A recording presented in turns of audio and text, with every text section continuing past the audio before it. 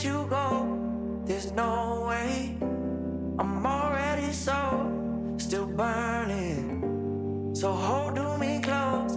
Now baby, I do what I'm told. Still learning to take my chances, to take my time, to keep on dancing, to walk that line, yeah.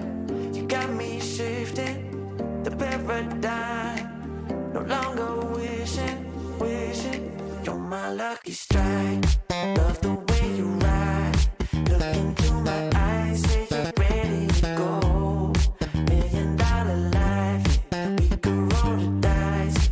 Act like you're surprised, but you already know. Oh yeah, got lucky overnight. Jackpot when I got the invite. Let me wrap my arms around you, cause I can't go home without you. And my heart just vibe with you, babe. Wanna go sky high with you, babe.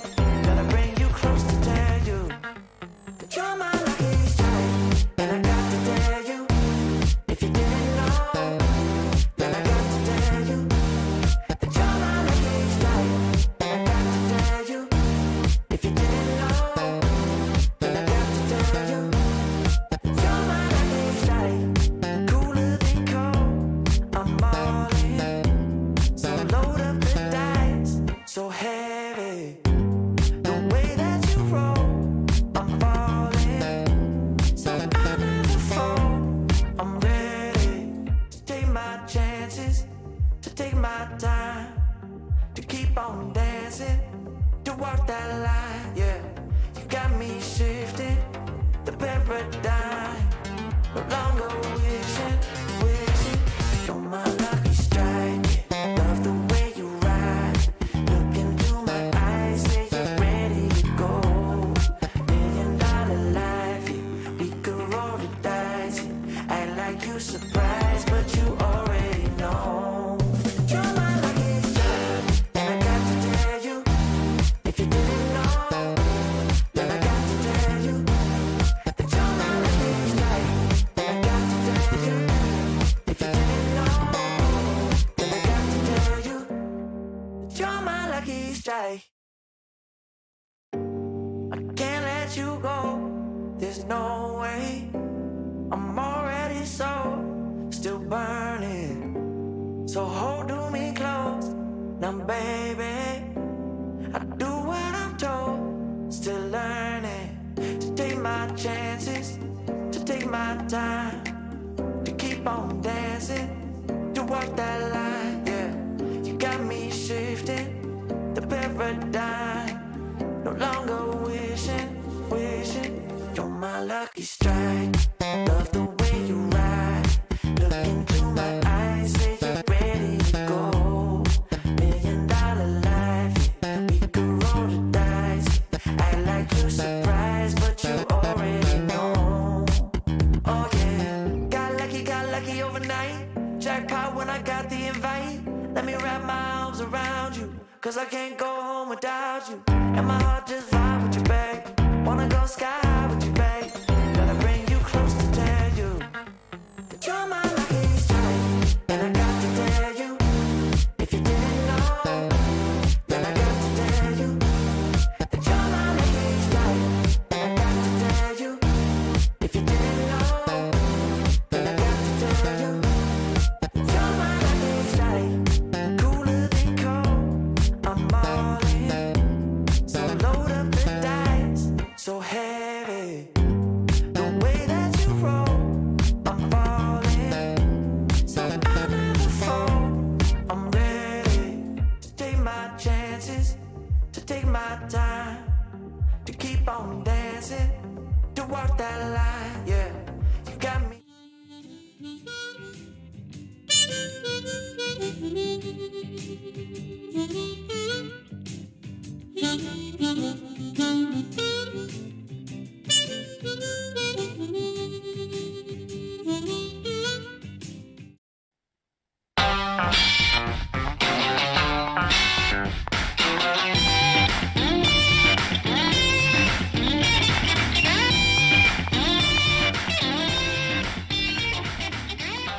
All right, folks. You know you're in for a treat when you hear that tune because it's time for another week of the Rec Poker Podcast. I've got the best job in the world. I get to hang out here every Monday night and talk with my poker friends about what's going on in the poker world. My name is Jim Reid. I'm Bluffsterini in the home game and at Rec Poker Jim on Twitter. I have to shout out our amazing sponsors, the Running Aces Hotel, Racetrack, and Casino, because without their support, there never would have been a Rec Poker. I think it's fair to say they were a supporter way back in the olden days when we were getting this thing started under the helm of Steve Fredland. And so, Running Aces, thank you so much for your support. Of course, our premium members are the bedrock of what we do here at Rec Poker. We got to thank our premium members. Their $15 a month helps us keep the lights on here and supports what we're doing. Our newest premium member, Marie Peters, has been a community member for a while. It's nice to be seeing Marie back around again. Marie, thank you so much for your support. And she's a fun follow on Twitter, too. I won't dox her. But if you connect with Marie in our home game club or on our website community there, you can have some fun hanging out with her on Twitter as well. So thank you, Marie. Thank you to all our premium members. Thank you to the sponsors. And thank you to the RECing Crew, because like I say, you get used to hearing my voice on Monday nights, but I'm just the guy they get hosting the podcast. I am one of a crew of folks that make all the magic happen here at Rec Poker. And if you want to find out more about them, you can go to rec.poker/crew, or you can listen up because you're going to meet a few of them right here tonight. Hey, my name is Ben Enslow. I'm BJamin96 on Twitch. You guys can find my rest of my socials there, and you'll see me as East Coast Bidder in the home game.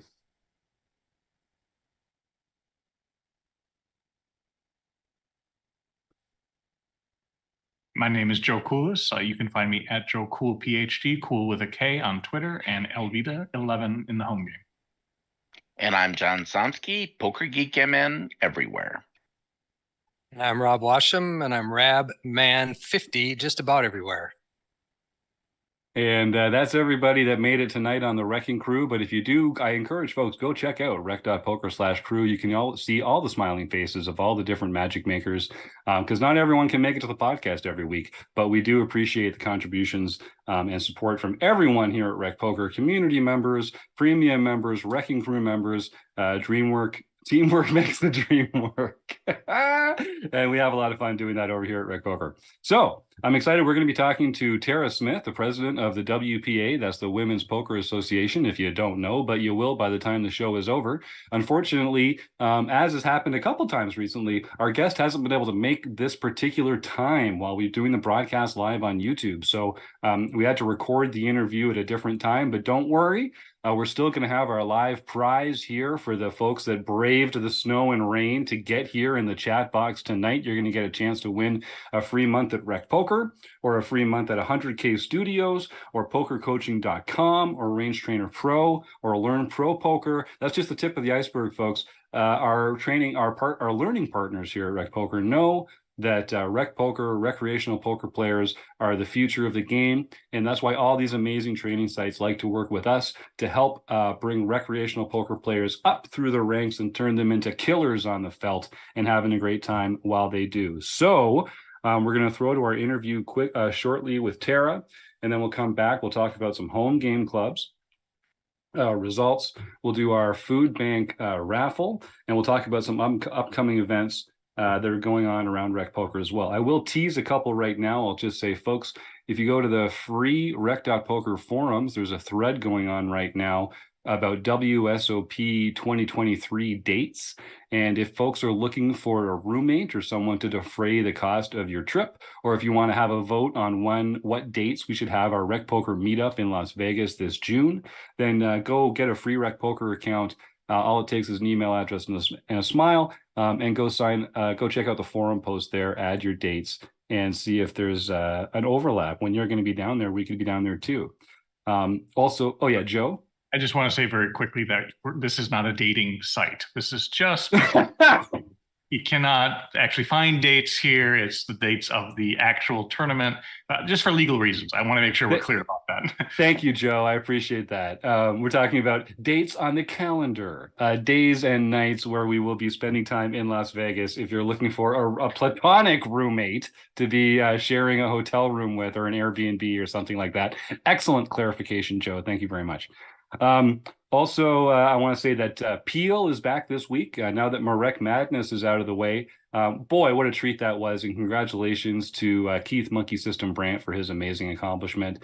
Keith Jones, a valiant second place. Well fought to all our 16 contestants, and a shout out to everyone in the booth and Taylor Moss in particular for helping that out. But now that Thursday nights are free, Taylor is still going to be streaming his own play every Wednesday night at twitch.tv/RecPoker. But on Thursday nights, we'll be welcoming Eric Jin back with his Play, Explain, and Learn. That's every Thursday night in April and forever going forward. He's back in the rotation, so I'm looking forward to that. And finally, if you like poker deals, check out the RecPoker Twitter and Facebook pages this week. We've got some amazing deals in particular coming from the Poker Forge and PokerCoaching.com. If you want to, there's some really good discounts happening this week. We're recording this on April 3rd. If you still have a few days when this comes out to go check out the RecPoker Twitter handle, the RecPoker Facebook page, and you'll find some fantastic deals. All right, but enough about us. Let's learn about the Women's Poker Association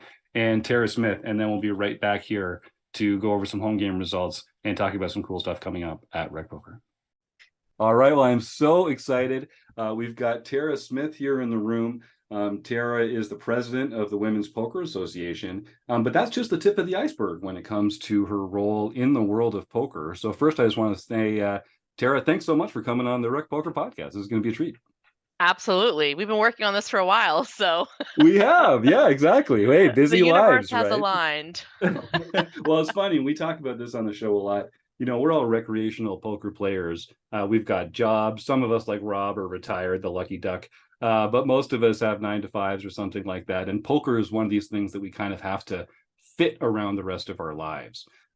You're in a particularly unique spot, I think, because you're a player, you're an active player. Of course, you yourself have a job as well, but you're very involved, like some of us are, with these other aspects of the poker industry, particularly at the moment with the Women's Poker Association.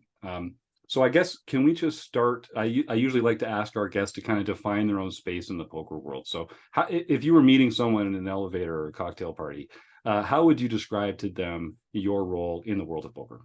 Right. I mean, I think a quick explanation is I'm extremely passionate about people and poker and women in poker especially, right? And that started 20 years ago. And so now that I get the opportunity to, sit amongst some other really strong-minded, female poker players and really try to push the needle forward to bring more women into the game, I can't think of a better place to be, especially in this climate right now. And so I would say an advocate for women in poker and passionate about people, passionate about poker is really how I like to sum up my thoughts and feelings and how I would describe myself. Well, you're fitting in with a good crowd here then. That feels like a really good overlap for what we're working on here at RecPoker as well. So we'll talk about the WPA a little bit, but I want to start with your own personal story. So you've been involved in poker for a long time. I always hate to ask the old, how'd you get started in poker? Poker. But no, seriously, but help me out. How did you start in poker, and what drew you to the game particularly? And what was Right. that experience like getting involved as a player? Right. It's so funny. And you're right. Everybody does have a story.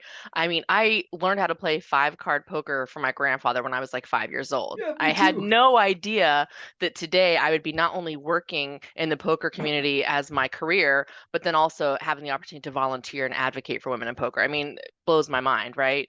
To do something you love and that you're passionate about. But I started, playing 5-card poker at a very young age.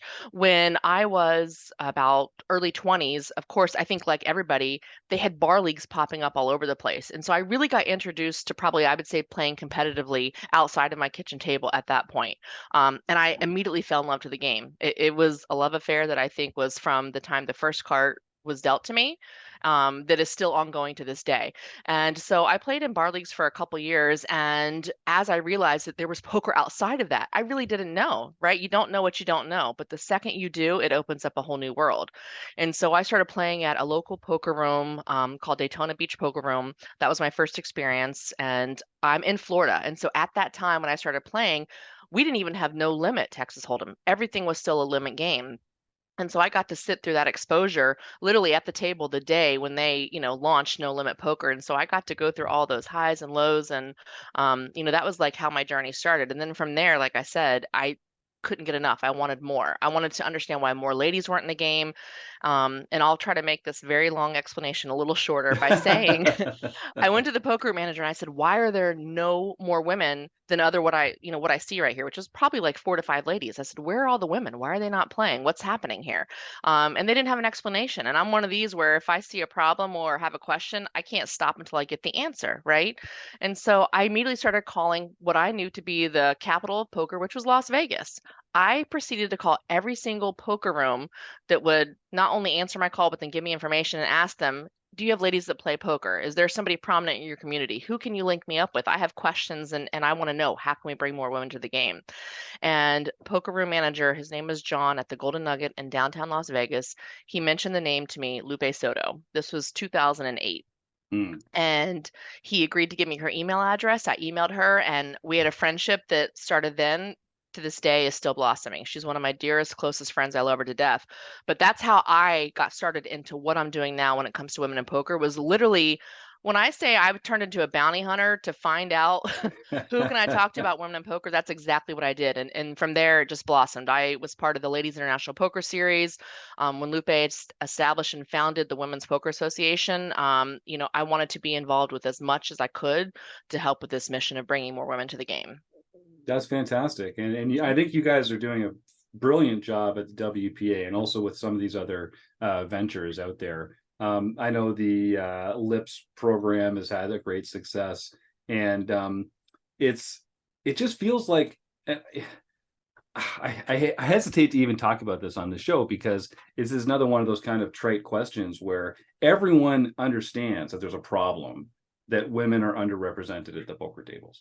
Right. And we see online, they're much more equal in terms of demographic for players. But in live events, we're just not seeing it. Although there is progress being made, I think, as we're tracking the metrics for percentage of fields and that kind of thing, I think we are seeing some good progress in that direction. But it really, when you look at the data available, it really kind of makes it hard to avoid the conclusion that there's something about the experience of playing live poker that is making people uncomfortable, and disproportionately is making women uncomfortable. Is that a gross oversimplification? No, I don't think so. And I also feel like we are seeing traction as of late. And I think there's a couple factors, right? We all know social media is huge. So you have the ability to share and expose more than we did 10 years ago, 15 years ago. And so when you see somebody who's doing something that looks interesting to you, I think that's the biggest way to attract more people into the game, right? When you see somebody that shares kind of your same lifestyle and they're doing something that looks interesting and you want to learn more, you're opening the door, right? The other thing too is I feel like poker in general, the poker community, didn't always do a great job of marketing to women, right? They didn't. When you watch the World Series of Poker, think about who our biggest sponsors were. I mean, I remember watching Milwaukee's Best and, Jack's Link Beef Jerky. Those are all great products, but that's really not necessarily what women would gravitate towards to and buy. So I felt like they need to just kind of like tweak and just maybe refresh the way that they're marketing in general. So that way we can attract more audiences. Let's broaden that horizon a bit. And I think that people are starting to have those conversations. And so those two things alone are going to help. And then when you have organizations like the WPA, we have supporters that are purple tie guys, such as, the RecQing team over here at RecPoker. And there's a lot of other ladies tours, right? We've got the Ladies International Poker Series. You've got Flip, which is a ladies group. You've got Palan, which is a ladies poker tour group. And there's many more that we could mention, but they're all doing their part to bring more women into the game. And so it's just a much different climate now. And I think that that's only going to grow. I don't think that there's going to be any slowdown happening anytime soon. Yeah, I think so too. And I think that the poker world is kind of coming around, and it's not just RecPoker. There's lots of organizations that aren't even just women focused, who are trying to, make the poker world a more encouraging and positive space, and just kind of a less vitriolic, experience for people. And I think, especially, I think, there's a lot of overlap between, new woman players and new men players when you're feeling yourself out and you're, unsure of how things work, and it's, one of your first times in a card room or something like that, I think that's going to be kind of an intimidating situation, no matter who you are. And Right. a lot of the same stuff that we're trying to do for women specifically is really just a sense of how can we do this more generally for people throughout the poker world. Right. Absolutely. Go ahead. I think Joe was going to say Yeah, something. Joe, jump in. Yeah, and I mean, I think that if you want to look at a kind of a model for how poker needs to progress, you just need to look at the video game marketplace, because in the early 80s, the games, I mean, there's clear evidence that it was marketed towards young boys, adolescent boys, and as if adolescent girls did not play video games. And it wasn't until the video game makers realized that, oh yeah, they did. It's just that they don't always want,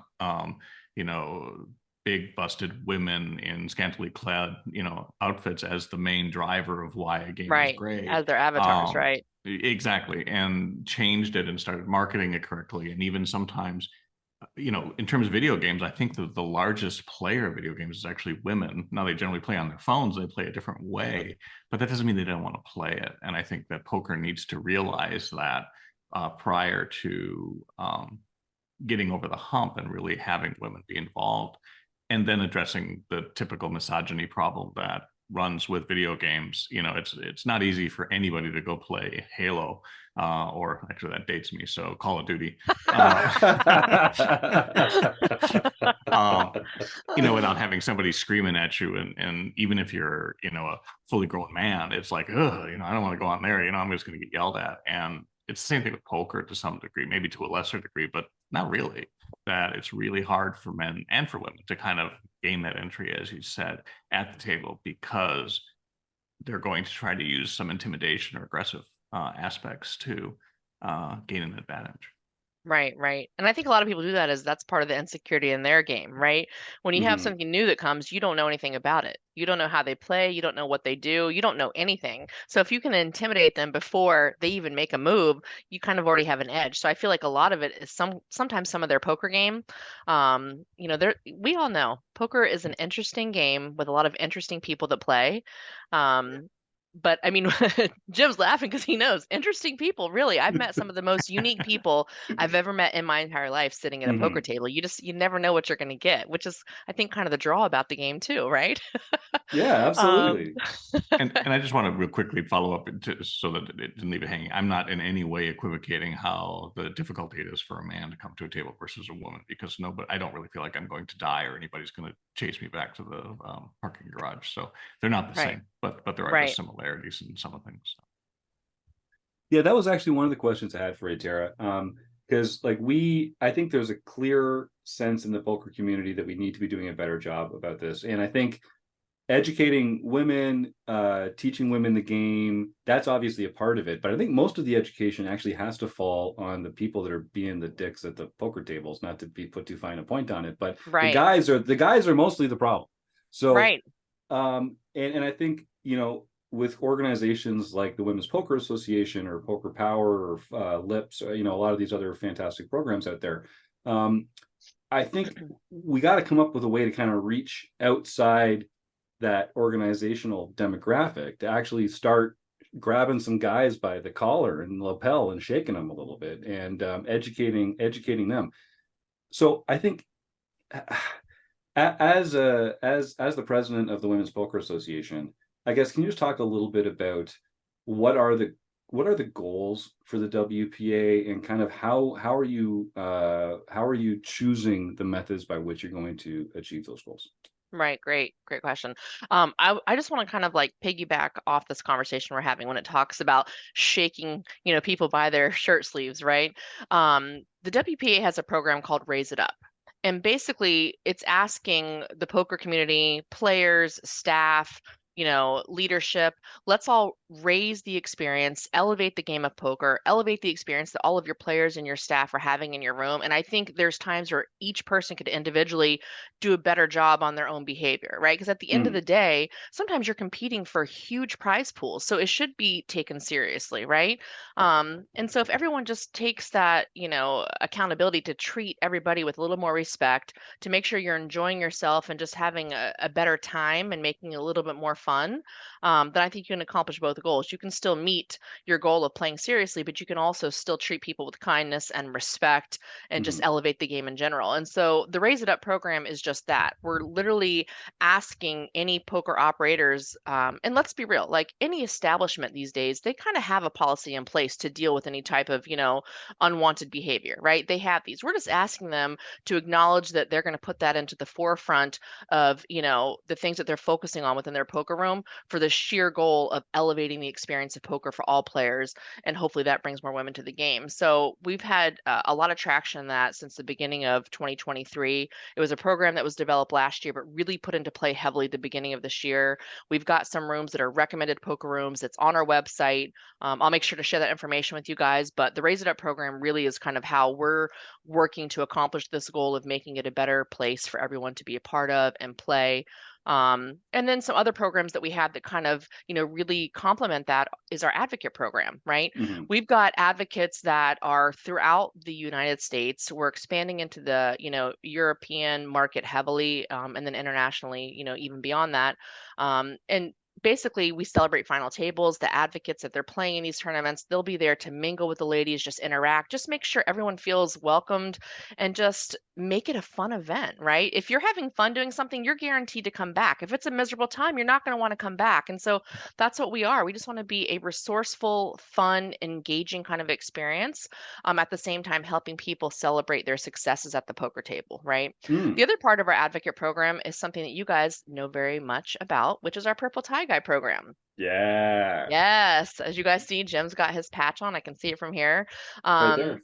Exactly. And that basically is what it is, right? It's just letting women know that they have an ally. If you see a man that has a purple tie guy patch or a bracelet on or something of that nature, without even speaking to them, you already know that they're supporting the initiatives of the WPA. You already know that they're encouraging to bring more women into the game. And so you've got an ally right there. And so I think the advocate program is very complementary to the Raise It Up program because one is really focused on the rooms and the other is focused on the people. You put those two things together, I think we've got a winning combination. Yeah, me too. And I really want to harness this idea here because I think, like I mentioned before, the people that need to do most of the changing are the guys that are creating these environments. So we need to reach them and we need to convince them to kind of be that agent of change in the poker world themselves. So I've got two questions for you then. Yep. I think this is a question because people ask me from time to time because they know that I'm sensitive to this issue. And, it's something that's important to a lot of people. So people ask me guys ask me from time to time, like, that's what good. is, That's good. Men are well, no, asking. yeah. Oh, I think so too. And I think more people, I think more guys than we give credit to will kind of fall in line if they're given the opportunity to do so. Yep. I honestly do. And so part of it comes to sort of a sense of like mentorship, being a positive example. And I think the Purple Tie Guy program is a great example of that.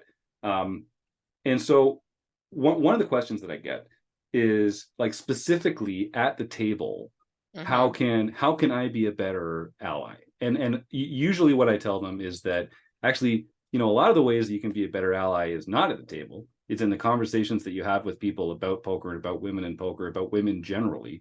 And that kind of all has to happen off the felt.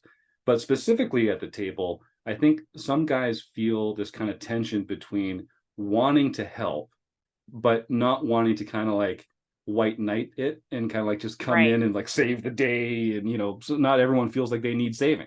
So what can you talk just a little bit about like how to help at the table, or like what's the best way to be a resource without kind of dominating the entire situation? Right. Well, three things, right? You might have to remind me the third because I'm older and I have short-term memory. Okay. The third has to do with the rooms, but the first two, right? Just think about it like this. If something's happening at your table, I think when it's just probably not in the best light, because everybody, whether you're involved, whether it's directed at you or not, or you're the aggressor, you'll have a pit in your stomach. I think whether you're involved or Mm-hmm. not, you're sitting there playing, you're like thinking to yourself, damn, this is really uncomfortable, for me, and I'm not even involved. Imagine how the people who are involved are feeling, right? So if you feel that, then you already know it's probably something that needs to have somebody step in. You're hoping the person would have enough confidence to be able to stand up for themselves and say, hey, listen. But if they don't, and then the next person in line is the dealer and they're not, then that would probably be the time where I would say to myself, if I leave here tonight and I don't say something, I'm going to go to bed tonight thinking about that. I think that's kind of your threshold. That's your answer. So I would probably say something at that point, right? And we all know, what that feeling feels like. And so that would be Mm-hmm. my kind of like just, suggestion on the men. If you're sitting at a table and you see something happening and it's probably to a level that it shouldn't be at because you have that, ugly, nasty gut feeling, then maybe you say something. The other thing is when I was mentioning about the room, right? When we talk about the Raise It Up program, we're asking them to put the Raise It Up program into the forefront of all of the things that they're doing in their poker room. And that means equipping their staff with ways to have conflict resolution and ways to deal with conflict resolution. And so we're hoping that if you are a poker player in a room and you think that they could do better with that, maybe that's what you mentioned to them. The WPA has a really great Raise It Up program. I think it would be very beneficial if you would look into that and become, a recommended Raise It Up room and acknowledge that you're going to take these things seriously, put that into the forefront. And I think those conversations are going to be helpful as well with kind of curtailing this, behavior. I think that's a great answer. Joe? Yeah, I was just going to say that I think that when you look from a psychological perspective in terms of what are the things that help people in different crises, the things that get in the way is something called the bystander intervention effect, where people tend to diffuse the responsibility. They're not sure if they're supposed to actually step in. But if just one person will step in, usually what happens is lots of people start to step in. Right. And the second aspect is usually what you find is that people who are willing to step in generally have some sort of training or some specialty training or understanding of the emergency that they're dealing with. And I think that for a lot of people in those situations at the poker table, as Jim alluded to, they don't know what they're supposed to do. They don't, Right. they barely know how to shuffle chips. And now they're having to figure out, well, who do I talk to? The dealer seems to be engaging with this guy or letting it go. What do I do? And I think that just by bringing in the people like the floor and saying, well, you're the people with this expertise, or by intervening even just a little bit and saying, hey, knock it off, somebody else Right. will call the floor and say, yeah, I thought that was kind of rude. He shouldn't be talking to her that way. Bring the floor over and let the person with the skills deal with it so that you don't have to feel like, well, I got to be a white knight in this situation. All I need to be is somebody who starts the ball rolling or Yeah. gets everybody else to say, yeah, we all kind of agree. This feels icky and it needs to stop. Yep. That icky feeling right there, Joe. That's what I'm talking about. If it feels icky. And something as simple as Joe just said, just to say, hey, knock it off. That's enough to kind of like jar, and really everyone's paying attention except for maybe the guy with his headphones and his sunglasses and his hoodie on, right? Everybody else is seeing what's happening. So it's not like you're the only one that's feeling that way. Yeah. Well, I know, so the Women's Poker Association is free to join. And if people go to WPA.poker, you guys got the .poker. All the cool kids are doing the .poker. That's what it's all about. Good for you. So what do people? And is it open to women only as members, and then there's other ways for men to support the cause and get involved? Right. I mean, now it's not because we've got the Purple Tie Guy initiative that's part of our advocate program. It is not. We can have, if you want to join, it's typically because you want to be a Purple Tie Guy. Those are the men that we see that are trying to become involved with the WPA. And so, no, we want supporters for everybody because here's the thing, right? I guarantee Jim, Joe, you probably both know a handful of women that you think might love the game but just haven't been introduced, right? Everybody knows somebody who doesn't know about the game, or everybody knows somebody who does play the game but maybe hasn't taken that next step. We all know somebody. And so I think it's really encouraging to have men join, become Purple Tie Guys, and I think it's obviously great when we have more women join because that just creates more exposure. And I said this earlier before we were recording, but I'm going to say it here because it's so important, I think community is key. Community is key for everything. When you are surrounded with people that have like-minded, intentions, like-minded passions, I think it just really serves a good purpose. It's good for the soul, but it's also good for what it is you're focusing on. And in this case, it's poker. Yeah, I totally agree. When members join RecPoker, for instance, what I often hear from them is, I've got great friends and I love poker, but my friends don't love poker. And Right. I don't have this community of like-minded people to talk to about this thing that I love. Right. And I think, especially women, don't have the same, they're not as exposed to it because it's been this male-centric sport or hobby for so long. That community element is key. And I think I can't stress this enough. If you're listening to the podcast and you're like me 10 years ago, doing everything on your own, learning in a silo, I get it, but you're doing yourself a disservice by not joining a free group like WPA or RecPoker or other fantastic groups out there. I don't mean to Yep. just paint it like the two of us. I think that element of community, that connection, that engagement is more important than you think. And I think it's the kind of thing that you might not understand how valuable it is until you've actually experienced it yourself. I agree Joe? 100%. Joe, do you have something? Yeah, I was just going to say that I think that poker is not something that you can easily do just every once in a while. And so it's nice to be able to have some fun doing it, like talking about wine. You don't drink, if you drink wine all the time, right? You're an alcoholic, and that's probably not a good thing that you want to do.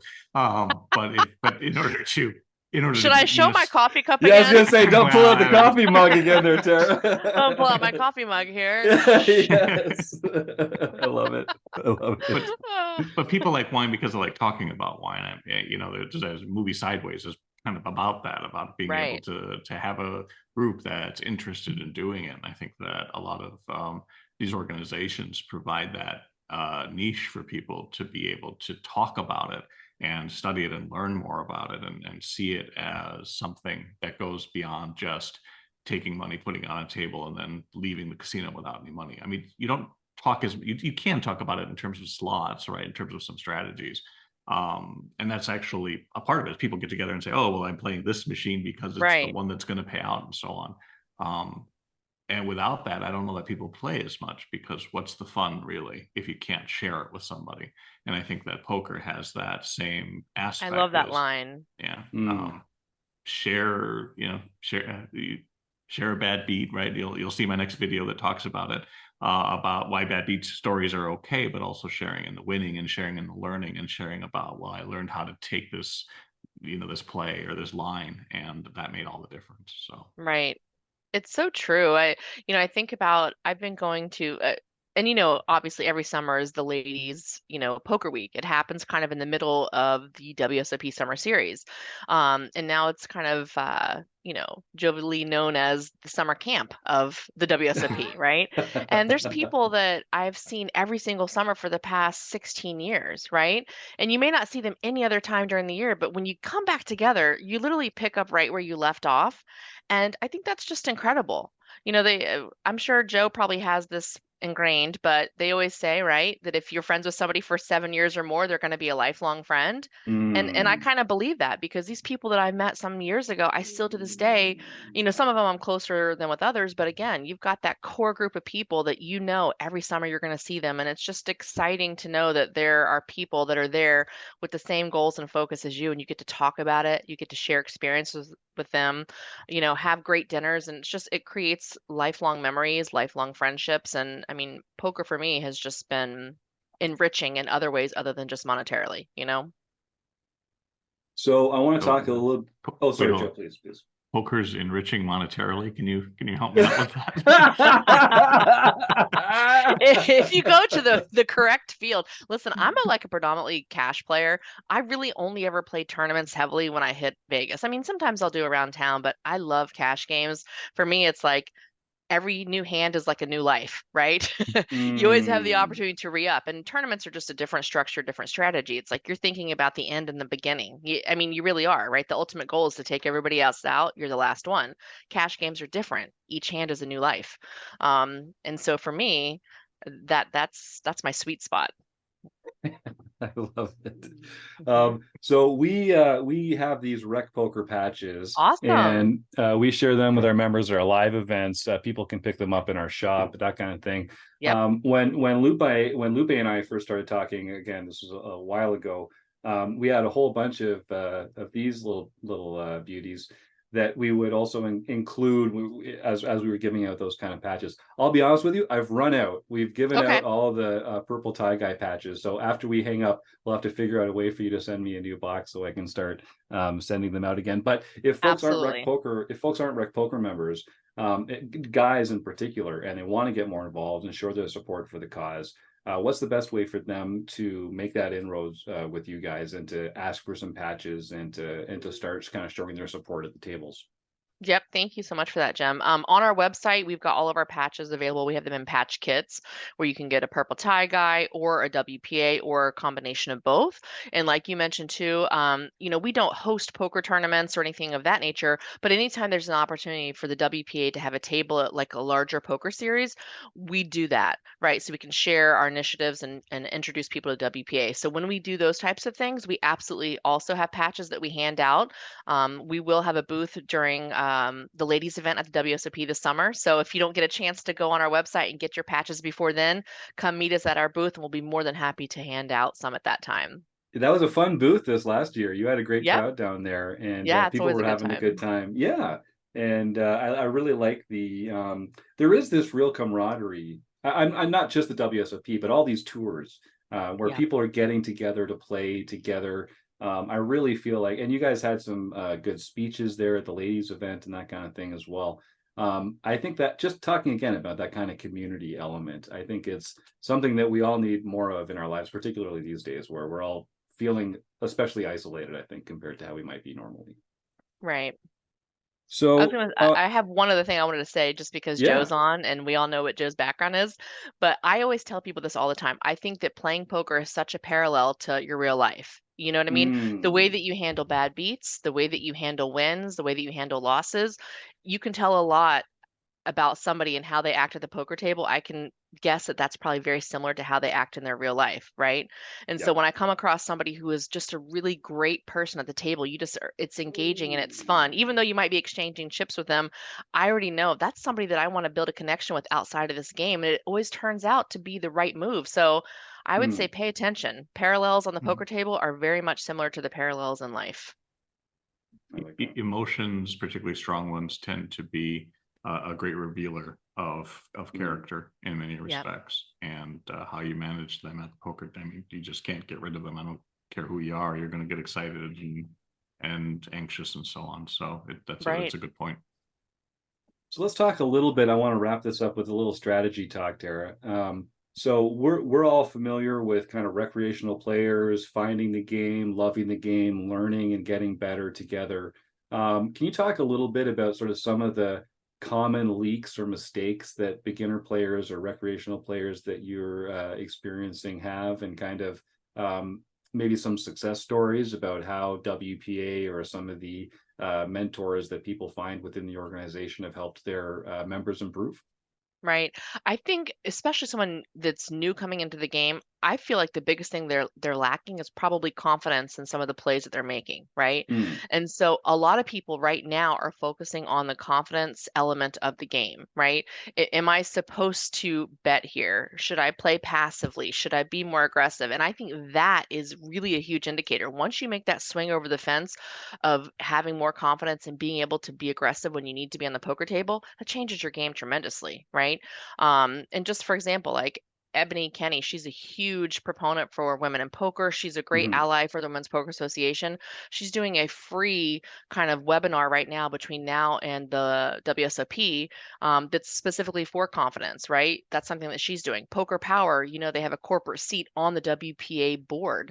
Obviously, they focus a lot on confidence, right? They want to be able to take these poker skills and allow women to not only have them be fruitful on the poker tables, but translate into real life in the form of confidence and, being aggressive in your goals and your moves. And so I think that is probably a core in anybody who's teaching something for new players is confidence. So that way you can make the moves that you need to make when you need to make them and feel confident that you're making the right ones.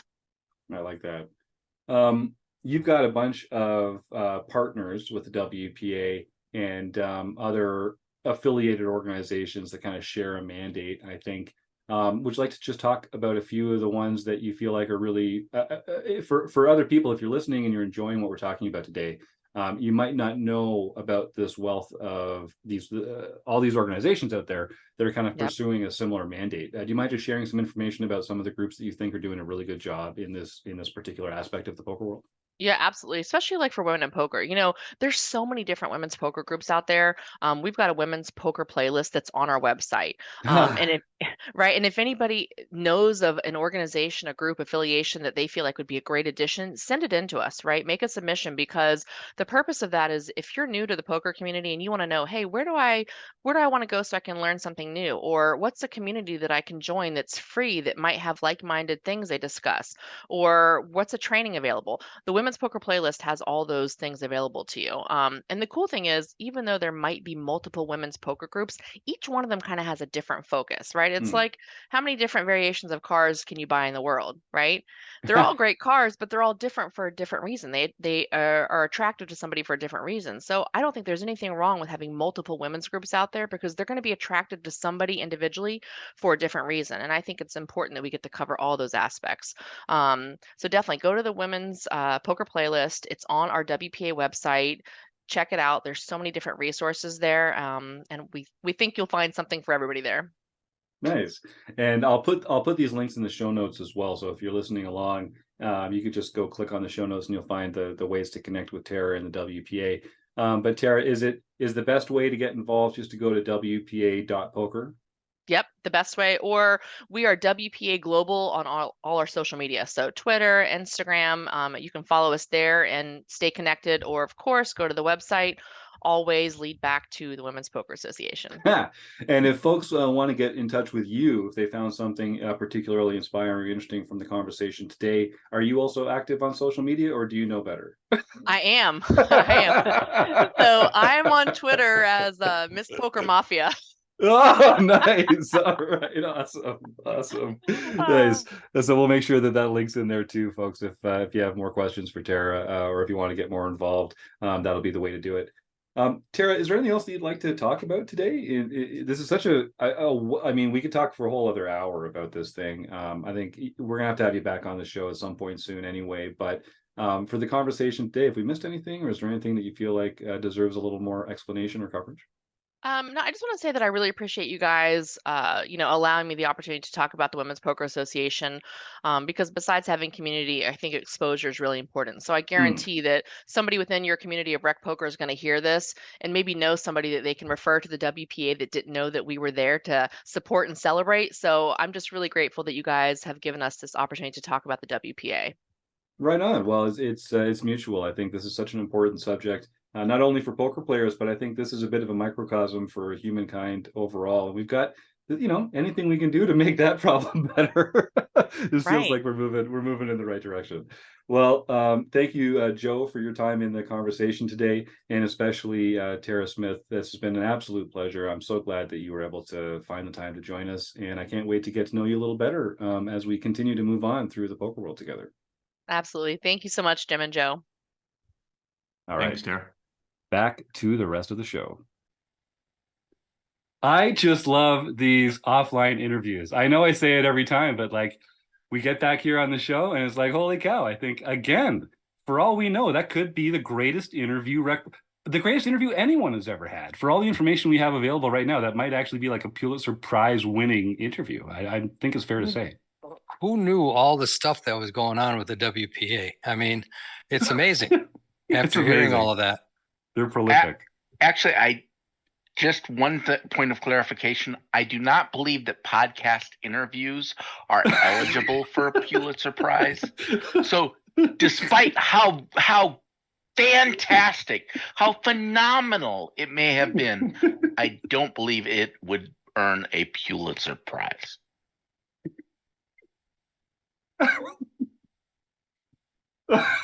Oh, yeah.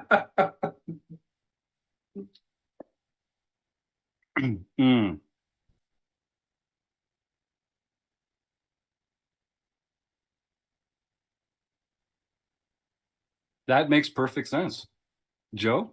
Well, the team of Reid and Coolest as interviewers it's trending on Twitter in terms of how well the interplay works. How one person keeps talking and the other one shuts them down and says, "No, be efficient." It's just Yeah. it's poetry. It works well. We've got that great give and take, Joe. I'm so glad to join the team. But in all seriousness, it was a really fun interview. Tara had a lot of interesting stuff to say, and some great ways that lots of other people can get involved with Women's Poker Association. And I do hope people enjoyed that interview. Now, before we talk about some home game results, I just want to mention coming up at Running Aces, April 26th through 30th is the $500 buy-in Running Aces anniversary tournament. So there will be multiple day one entries into that, multiple flights. It's going to be a great team, a great crowd as usual. April 26th to 30th, $500 buy-in. Go and have some fun and tell them Rec Poker sent you. Now, just before we dive into the home games, I also want to pause for a brief message from our brand new segment sponsor, just for this week only, the right lane of the highway. Are you spending too much time driving in the left lane of the highway? I know what you're thinking. There's got to be a better way. There is. Did you know that the left lane is for passing only? Come spend some time with our segment sponsor this week, the right lane of the highway. The right lane of the highway, getting us all home faster since 1934. The right lane of the highway. Choose the right lane to get you home safe. All right, thank you, Right Lane of the Highway. Your support means a lot to us, and I hope you do. Go check out our sponsor, folks. If you're driving down the highway and you're driving in the left lane, consider shifting over into the right lane. And while you do so, open the window and shout "Rec Poker" out the window to let them know that we sent you, because it helps us out a lot if our sponsors know that we're the ones that sent you on your way there. So, without further ado, John, I think with your multiple sponsors now, we can get into some home game results. Yeah, I am just shocked that the Right Lane of the Highway had the funds to be able to have such a premier sponsorship. Well, for the really good causes like that, we meet them in the middle, because it's just too important not to get a message out like that. Speaking of which, folks, you want to start typing the words food bank into the chat. This is a great time to remind people that food insecurity exists on a spectrum. You'd be surprised how many people need a little help putting food in their bellies. Might be some people in your neighborhood, in your community, might be some people that you might not expect. But a great way to help your neighbor and to help the people in your neighborhood and your community is to donate either some time, some money, or some non-perishable food items to your local food bank. And if you just Google food bank near me, you'll find a place that I'm sure could use your help. So please do go ahead and do that. I want to tease, Joe Coolis has talked about some interesting ways to generate some fundraising for some local food banks, and we'll probably be talking about that a bit over several podcasts over the next little while. But just to get yourself going, just take right now, just Google food banks near me and see if there's a group around there that you can help out. And in the meantime, just type the words food bank into the chat here for nothing, for free, and you're going to win a fantastic prize at the end of the show. Thank you, John. I would like to first mention that we have our annual Go for the Gold tournament. For everyone who has ever won a silver pin, of which there are not that many, that's a very select list. On Wednesday, April 19th, we will be having the Go for the Gold tournament. If you have not signed up for the tournament, go ahead and follow the instructions on the website for that. And there will be one last time on April 10th with our March Tournament of Champions in order to win your way into that. And if you win that event and that's your first silver pin, you will be eligible for the Go for the Gold tournament as well. Although from what I understand, John, you've called dibs on winning that night. Is that correct? That is my plan. However, my plans do not always equal reality. Well, I'm looking forward to it. I want to be the person who wins the very first ever Rec Poker Gold pin. That sounds pretty cool. I don't want to see any asterisks on it either. If I do, I'm winning that baby free and clear. If you win it, isn't it almost an asterisk by definition? Yeah, mandatory asterisks for sure there for Jim. Yeah. Must have been some chicanery going on over here. Yeah, that's right. Yeah. Okay, March 27th, apple of my eye. Harold Berry got his first nightly victory for the year.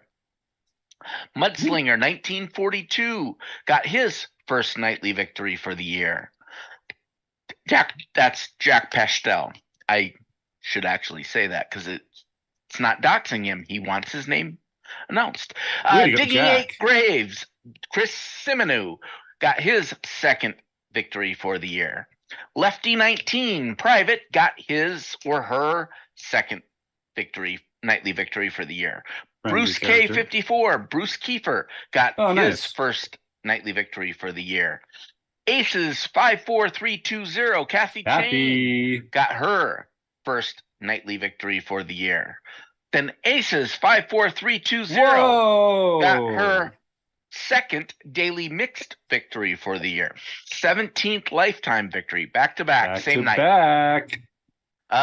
East Coast Spitter, Ben What? Enslow, Way got to go, his Ben. first international victory for the year. Everest Pause, Matthew Craven got his Oh, first sweet. international victory for the year. And apple of my eye, Harold Barely did the bookend trick Wow. and won the LPP event. So he can contact Jim at rec.poker for his free month at Learn Pro Poker. Yeah, congratulations, Harold, for the bookend award, and Kathy Chang for the back-to-back award.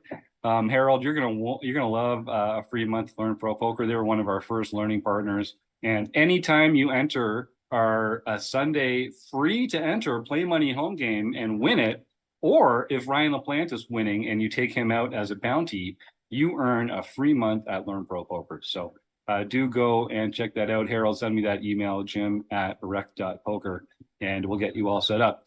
And Ben Enslow, that home game wasn't the only thing that you've won recently, I think. Can you talk a little bit about something that you may or may not have qualified for with one of our friends? So you teased it a little bit there with the 100K studios.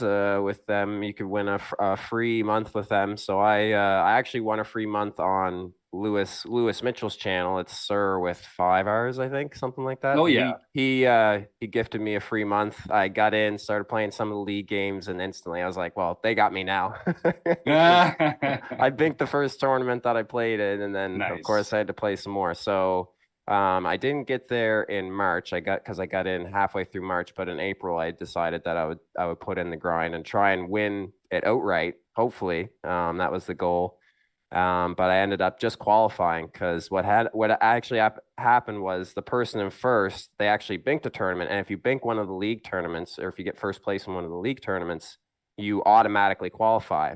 So when he won that tournament, it automatically put them in first place. But because they won, they had qualified. So because I was in second place and I hadn't qualified yet, I got the qualifier spot. So not exactly what I wanted, especially for how hard I worked in the last couple, like the last 2 weeks, I really put the boots down, trying to lock it up, but it was just couldn't make it happen in the last couple of days. So, but yeah, it was still nice to qualify. So I think it's April 29th.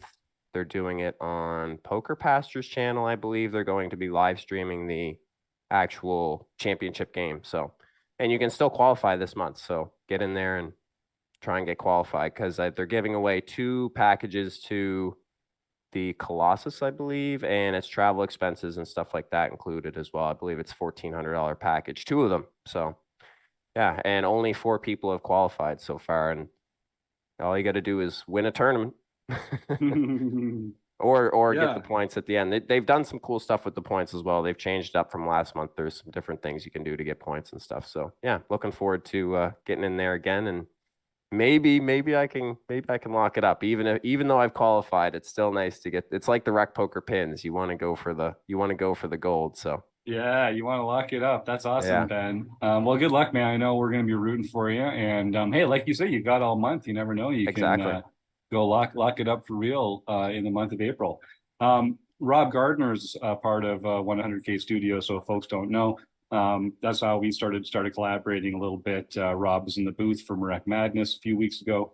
And if you want to find out more about 100K Studios, just head over to 100kstudios.tv. And as Ben says, there's still some time to join their club and win some qualifiers this month. Now I see we've got one lonely contestant in the raffle here. Chris, do you have a one-sided die by chance? Because I would like to introduce a level of randomization into this. No, that feels like that's two-sided. No, can you? What are your interdimensional chops, Chris? Can we get to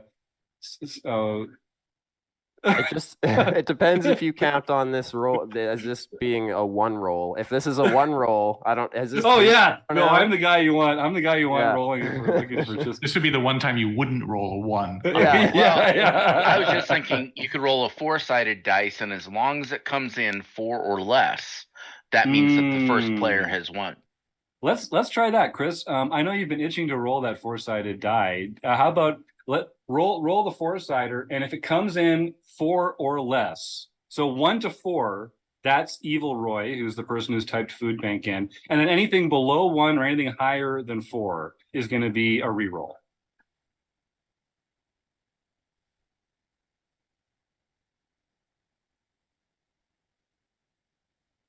I think it's the one. It's just the one on the bottom.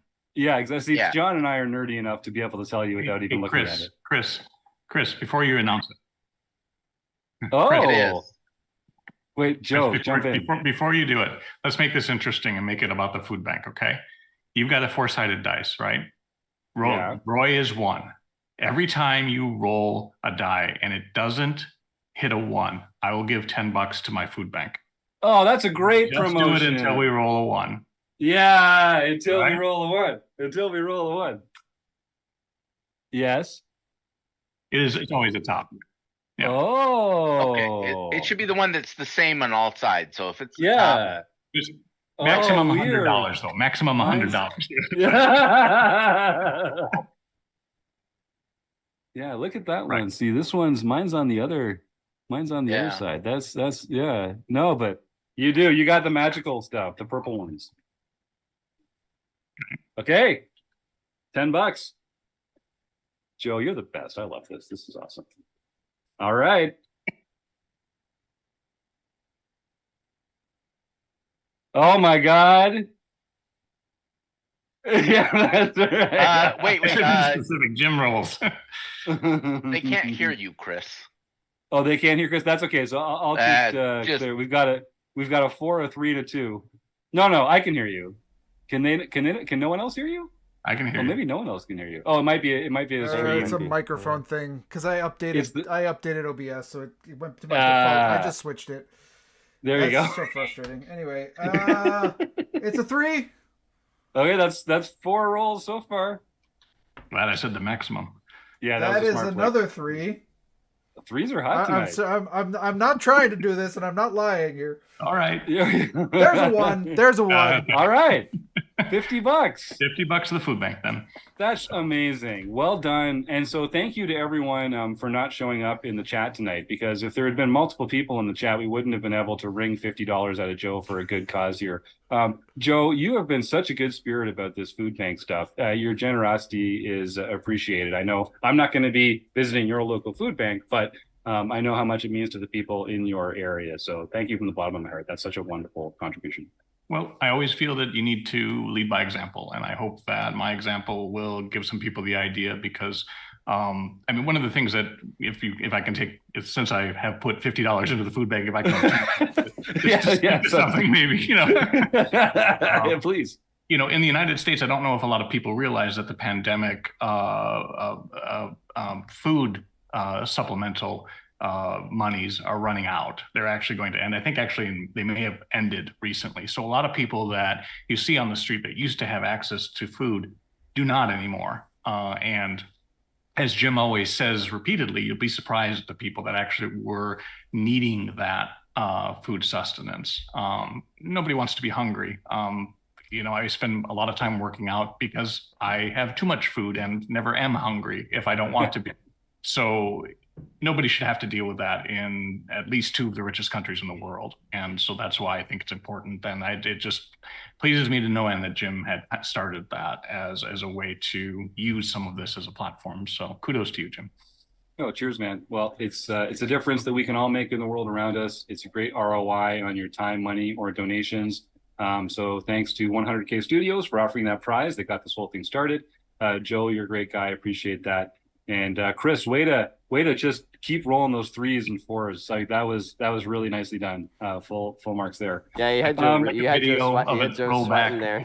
yeah. We should have like an ISO cam. We should have like a die cam set up for some of these. I've been looking at how I could do that. I don't know. It would be tough to set it up, but yeah. I love it. Well, actually, just get another computer, join the Zoom thing, have the camera on the dice. That could work. There you go. That could work. Yeah. All right. Well, you never know. Might be able to use your iPhone or an iPad too. You don't necessarily need another computer. Yeah. If you happen to have one of those other devices. Right there, I do. Right, got my phone right here. Right. All right. There you go. There you go. I have a little tripod for my iPhone, so I can use it as a camera if I want to. So that should be very doable, I think, Chris. Okay. Nice. A tripod for your iPhone. They should call that an iPod. That would be a great way to kind of get at both of the uses. No, there's already a thing such as an iPod. Well, I don't think not in Canada. Not anymore. I don't know. Oh, it hasn't gotten there yet. I'm in the United States right now. I'm all right. young for this crowd. I'll look forward to that when we eventually get it. That sounds really cool. A tripod for your iPod. A tripod for your iPhone. That's amazing. Amazing. The iPod. Cool. So cool. It's amazing technology these days. All right. So, folks, don't forget. Peel is back this week on Thursday night. It's a later starting time for you West Coasters to go and have some fun with Eric Gin. It's a great way to learn and to learn about other players and their thinking as you play.